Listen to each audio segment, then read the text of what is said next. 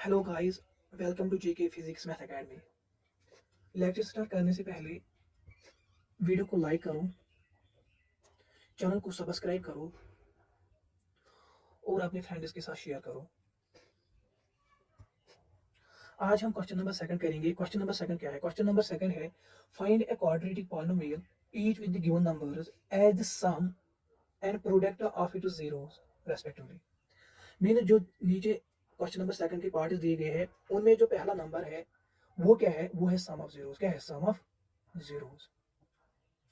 और जो दूसरा नंबर है वो क्या है? वो है product of zeros. Product of zeros.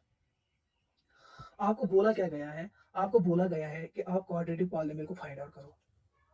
ठीक है, तो हम कैसे करेंगे? हम पहला पार्ट करेंगे। पहला पार्ट क्या है? पहला पार्ट है 1/4 कामा -1। आपको सम ऑफ जीरोस और प्रोडक्ट ऑफ जीरोस दिया गया है। आपको बोला गया है कि आप क्वाड्रेटिक पॉलिनोमियल को फाइंड आउट करो। तो हम क्या करेंगे? हम लिखेंगे let the quadratic polynomial b ax square plus bx plus c and its zeros b alpha and beta. मैंने बोला वो क्वाड्रेटिक पॉलिनोमियल जिस क्वाड्रेटिक पॉलिनोमियल का सम ऑफ जीरोस 1/4 है और प्रोडक्ट ऑफ जीरोस -1 है। मैंने सपोज किया वो क्या है? वो है ax square plus bx plus c। और मैंने सपोज किया इस क्वाड्रेटिक पॉलिनोमियल की जो जीरोस है वो अल्फा एंड बीटा है। ठीक है, इसका मतलब अल्फा प्लस बीटा जो सम ऑफ जीरोस है इसका वो किसके बराबर है? गिवन है 1/4। तो हम लिखेंगे alpha plus beta is equal to 1/4। ये गिवन है। तो हम लिख सकते हैं now we have given that alpha plus beta is equal to 1/4। लेकिन आपको ये भी पता है जो रिलेशन है किस किसके दरमियान? सम ऑफ जीरोस और coefficients of the quadratic polynomial के दरमियान क्या रिलेशन है? आपको पता ही है अल्फा प्लस बीटा ये सम ऑफ जीरोस है।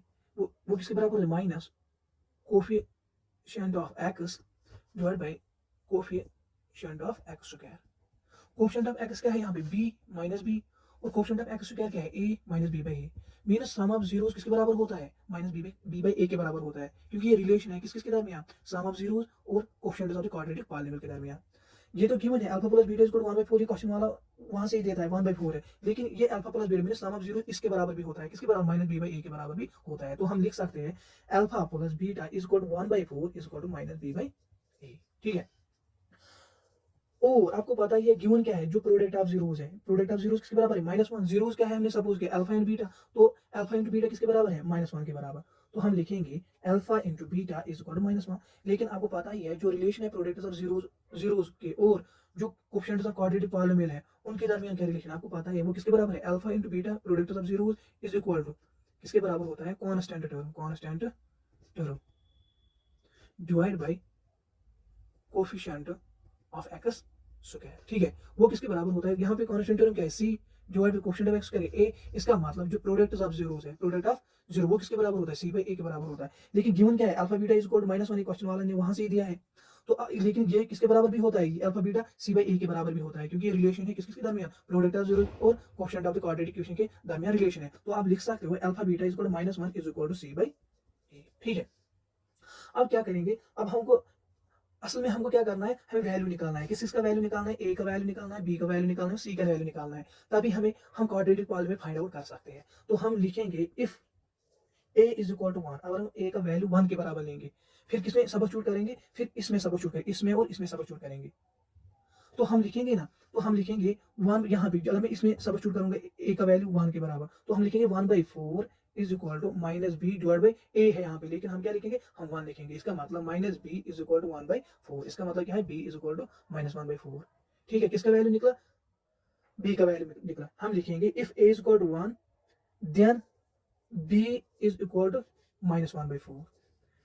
एंड अगर हम इसमें ए का वैल्यू 1 लेंगे, ठीक है, अगर इसमें लेंगे वैल्यू क्या? ए का वैल्यू 1 लेंगे, तो सी का वैल्यू क्या आएगा? हम लिखेंगे -1 is equal to c by 1, क्योंकि सी बाई ए है तो सी बाई 1 आएगा।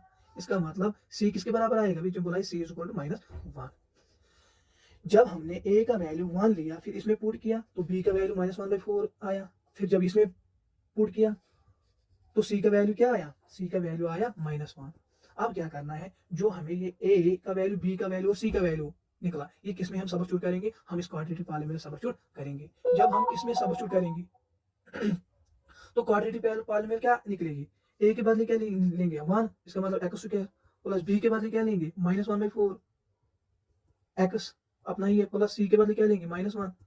इसका मतलब जो क्वाड्रेटिक पॉलीनोमियल निकली वो क्या निकली, x square -1/4 x plus 1/4 x minus 1। ठीक है, इसका मतलब जो रिक्वायर्ड क्वाड्रेटिक पॉलीनोमियल है वो क्या है, x स्क्वायर -1/4 x माइनस 1। अगर इस क्वाड्रेटिक पॉलीनोमियल में आप सम ऑफ जीरो निकालोगे वो किसके बराबर आएगा, वो बराबर इसके बराबर आएगा। अगर प्रोडक्ट ऑफ जीरो निकालोगे वो किसके बराबर आएगा, -1 के बराबर आएगा।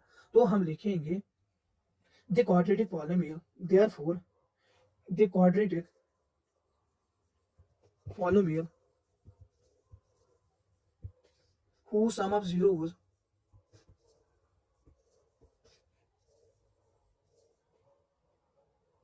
and product of zeros